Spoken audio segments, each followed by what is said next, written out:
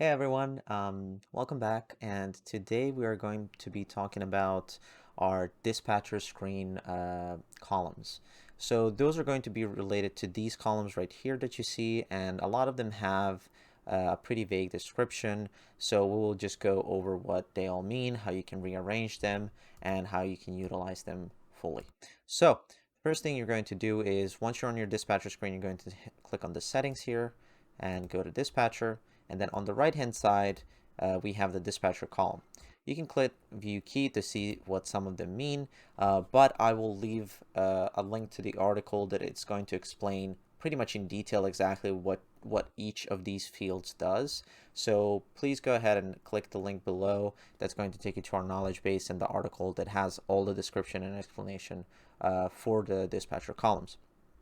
So here you see that we have a default setup, which is selected, and then we can reset to default, and you will see that this is what we have right now, and then these are all the available ones that you can input in as well.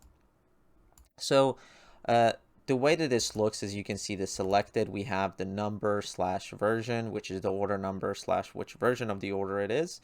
And that's going to be first, and then it just goes down. So respectively, when we go to the dispatcher board, you can see that it goes this way. So from left to right.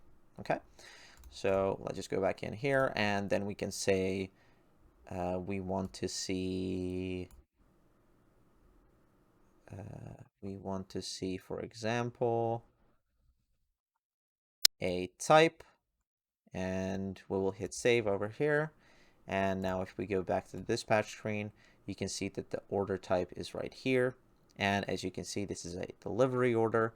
It can also be takeout, and you can also have the orders labeled as courier orders. So that's also a thing. But that's how you're going to be moving around these things. And you can simply drag any of these settings.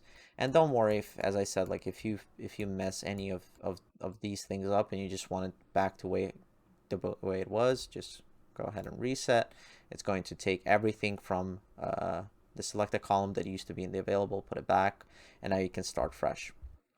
This way you're going to be able to organize your dispatcher screen. So if you have multiple orders on the screen, you can kind of make a system for yourself. And this is completely subjective. So, you know, some people like to see just the timing. Some people like to see the don't care to see the restaurant information. Rather, they just want as much customer information as they need.